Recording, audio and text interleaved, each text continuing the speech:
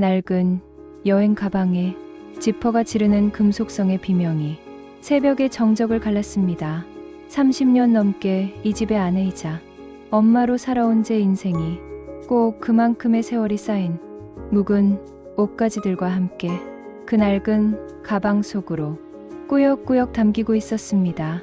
현관문 앞에서 저는 마지막으로 집 안을 돌아보았습니다. 내 손때 묻지 않은 곳이 없고 내 한숨 배제하는 곳이 없는 이 집.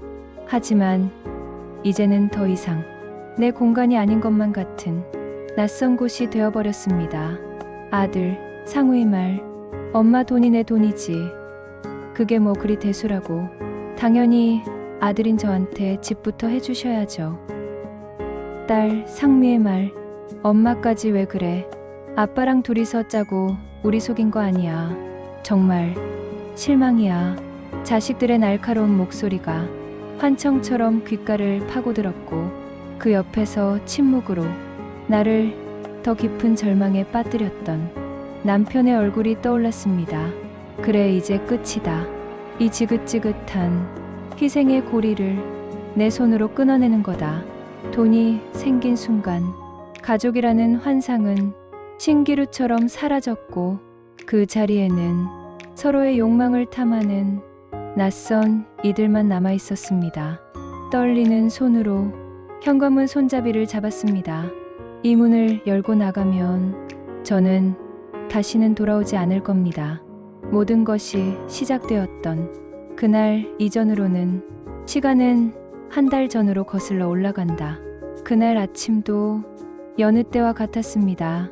새벽 5시 반에 일어나 밥을 안 치고 된장찌개를 끓이고 생선 한 토막을 구웠습니다. 썰물처럼 가족들이 빠져나간 텅 빈 집을 치우고 늘 그렇듯 장바구니를 들고 시장으로 향했지요.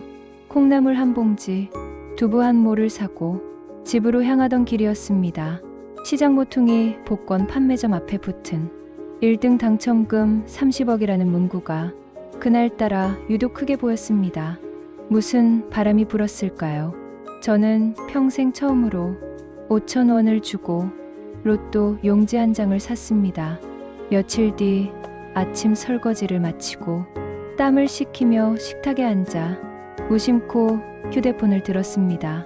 전에 샀던 로또 용지가 주머니에서 바스락거렸지요.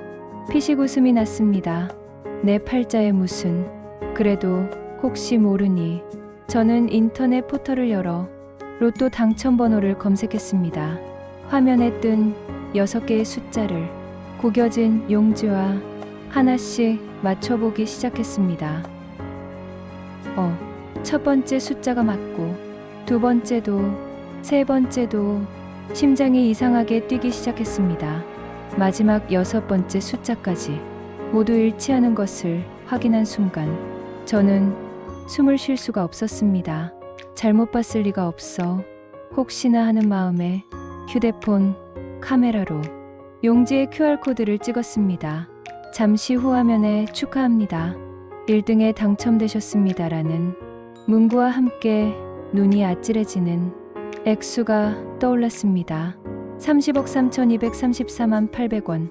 손에서 휴대폰이 미끄러져 바닥에 떨어졌습니다. 쿵 하는 소리가 텅 빈 온 집안을 울리는 것 같았습니다. 저는 떨리는 손으로 입을 막고 그대로 부엌 바닥에 주저앉았습니다.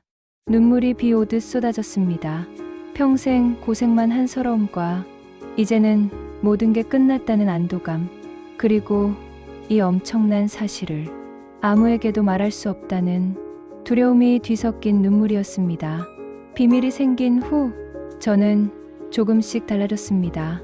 몇 년 만에 나간 동창 모임에서 늘 눈치만 보며 밥을 얻어먹던 제가 오늘 점심은 내가 살게라며 당당하게 카드를 내밀었습니다.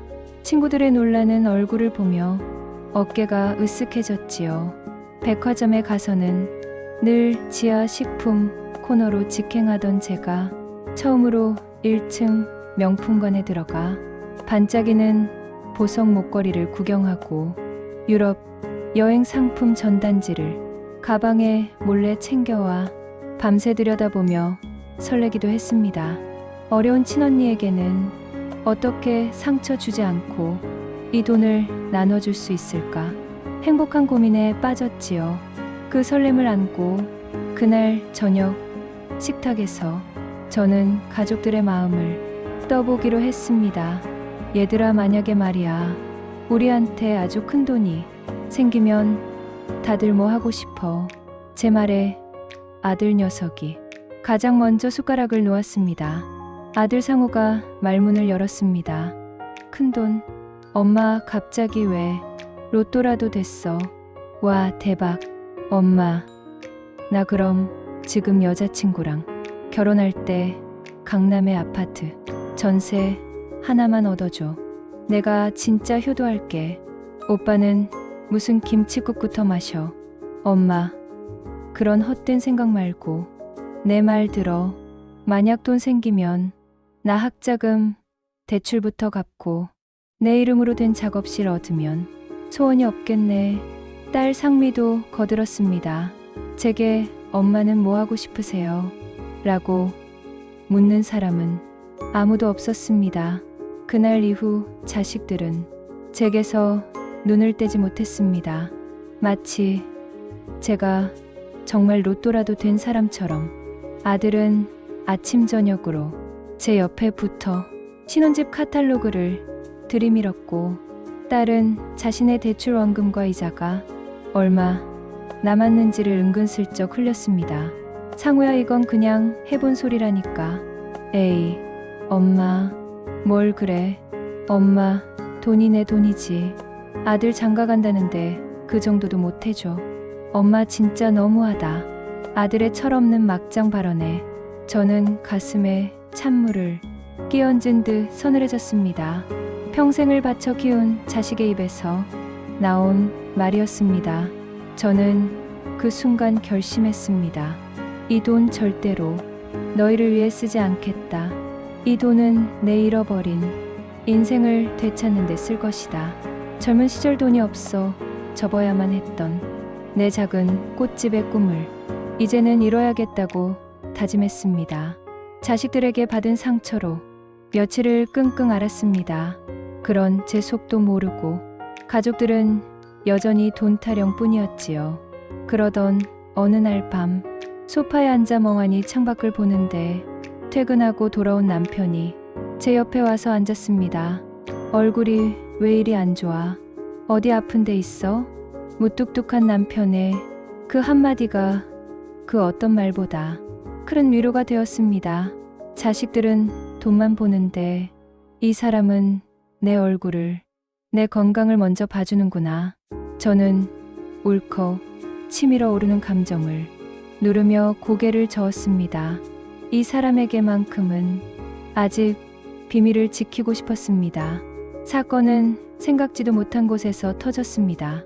아들 녀석의 여자친구, 부모님에게서 전화가 온 겁니다. 사부인 상우한테 얘기 다 들었습니다. 시내의 아파트를 다 사주신다니 정말 대단하십니다. 저는 수화기를 든 채로 그 자리에 얼어붙었습니다. 아들 녀석이 제게는 말도 없이 그런 엄청난 거짓말을 벌이고 다닌 겁니다. 그날 밤 집안은 발칵 뒤집혔습니다. 제 추궁에 아들은 어차피 엄마가 해줄 거 미리 좀 당겨 말했다며 소리를 질렀고, 딸은 그것 봐, 엄마가 오빠한테만 다 해주려고 그랬지라며 불을 붙였습니다. 아수라장이 된 거실을 보며 저는 모든 희망을 잃었습니다. 그때 모든 것을 잠자코 듣고만 있던 남편이 입을 열었습니다. 그만들 해라. 영철은 조용히 말했습니다. 사실 나 당신 로또 된 거 처음부터 알고 있었소. 남편의 고백은 충격 그 자체였습니다. 제가 밤새 잠 못 이루고 고민할 때, 자식들의 이기적인 말에 상처받아 알아누웠을 때, 이 사람은 모든 것을 알면서도 모른 척 저를 지켜만 보고 있었던 겁니다. 시험하듯이. 어떻게 나한테, 나는 당신이 그 돈으로 당신 인생을 찾길 바랐소. 뭐야, 그럼 아빠랑 엄마랑 둘이 짜고 우리 속인 거야? 와, 진짜 어이가 없네. 자식들은 적반하장으로 화를 냈고 저는 남편에게서 가장 큰 배신감을 느꼈습니다. 이 집에는 내 편이 단 한 사람도 없었습니다. 저는 그 길로 안방으로 들어가 낡은 여행 가방을 꺼냈습니다. 내가 짐을 싸는 도중 장롱 구석에서 낡고 해진 일기장 한 권이 바닥으로 떨어졌습니다. 펼쳐진 페이지에는 서툰 남편의 글씨가 가득했습니다. 정숙은 펼쳐진 글씨가 물기가 가득해지는 걸 느꼈습니다. 1995년 5월 12일 오늘도 정숙이는 길가 꽃집 앞에서 한참을 서 있었다. 저 웃음 내가 꼭 지켜줘야 하는데 2003년 11월 2일 가게 보증금이라도 알아보았다. 내 능력으론 아직 멀었다. 정숙이에게 미안하다. 정말 미안하다. 2025년 10월 10일 정숙이가 로또에 됐다. 신이 내게 마지막 기회를 주신 것 같다. 나는 모른 척해야 한다. 이번만큼은 그녀 스스로 그녀의 꿈을 찾게 해줘야 한다. 일기장은 제가 잊고 살았던 꽃집이라는 꿈과 그 꿈을 지켜주지 못한 남편의 수십 년 된 죄책감과 사랑으로 가득했습니다. 영철은 어느새 정숙 옆에 와 있었습니다. 여보, 내가 잘못했소. 당신이 그 돈 때문에 또 상처받을까봐, 당신이 헐월 날아가 버릴까봐 두려웠소. 미안하오. 그 모습을 본 아들과 딸은 그제야 돈만 밝히던 자신들의 추한 모습을 깨닫고 눈물로 용서를 빌었습니다. 한바탕 폭풍이 지나간 후 우리 가족은 처음으로 진정한 대화를 나눴습니다. 저는 당첨금으로 가장 먼저 빚을 갚고 자식들에게는 집이나 작업실이 아닌 스스로의 힘으로 꿈을 시작할 수 있는 최소한의 종잣돈을 지원해 주었습니다. 그리고 마침내 남은 돈의 대부분을 투자해 동네 어귀에 이쁜 꽃집을 열었습니다. 가게의 간판을 다는 날 온 가족이 모였습니다.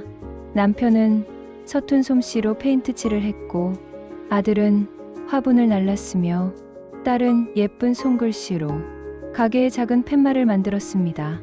팻말에는 이렇게 쓰여 있었습니다. 정숙의 뜰아, 가을 햇살 아래 가족들의 웃음소리가 꽃향기처럼 퍼져나갔습니다.